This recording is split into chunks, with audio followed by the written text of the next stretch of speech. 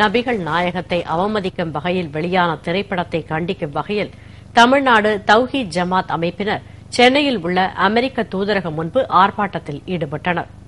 அவர்களை போலீசார் தடியடி நடத்தி விரட்டி அடித்ததால் பரபரப்பு ஏற்பட்டது. அமெரிக்காவில் வெளியாகியுள்ள இன்னசென்ஸ் ஆஃப் முஸ்லிம்ஸ் திரைப்படம் நபிகள் நாயகத்தை இழிவுபடுத்துவதாக உள்ளது என்று கூறி உலகின் பல்வேறு நாடுகளிலும் அமெரிக்க அரசுக்கு எதிராக ஆர்ப்பாட்டங்கள் நடைபெற்று வருகின்றன.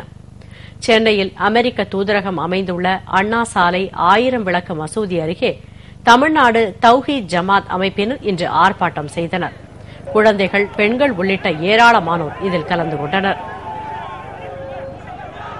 உடனடியாக அந்த படம் நீக்கப்படவில்லை, யூடியூபில் நீக்கப்படவில்லை என்று சொன்னால் அது இருக்கிற காலம் வரைக்கும் தினசரி இந்த நாடும் உலகமும் பற்றி எரியும். இந்த படத்தை எடுத்தவர்களும் அதற்கு சாதகமாக இருந்தவர்களும் எங்கே காணப்படுவார்கள் அங்கெல்லாம் எங்களுடைய மக்கள் உணர்ச்சி வசப்பட்டு தாங்களே சட்டத்தை கையில் எடுக்கக்கூடிய நிலைமை நிச்சயமாக உருவாகும் என்று எச்சரித்துக் கொள்கிறோம்.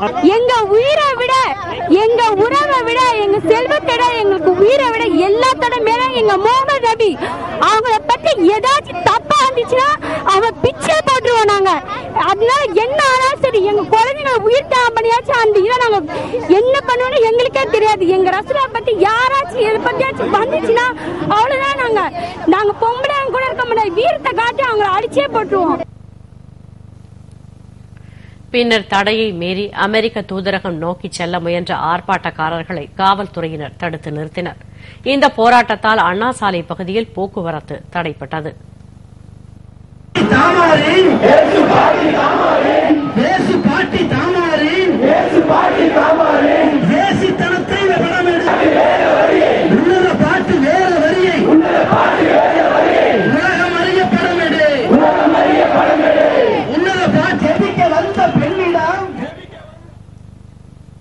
இதனிடையே நேற்று நடைபெற்ற ஆர்ப்பாட்டத்தின் போது அமெரிக்க தூதரகத்தின் மீது தாக்குதல் நடத்தியதாக கைது செய்யப்பட்டவர்கள் இன்று சென்னை சைதாப்பேட்டை நீதிமன்றத்தில் ஆஜர்படுத்தப்பட்டனர்.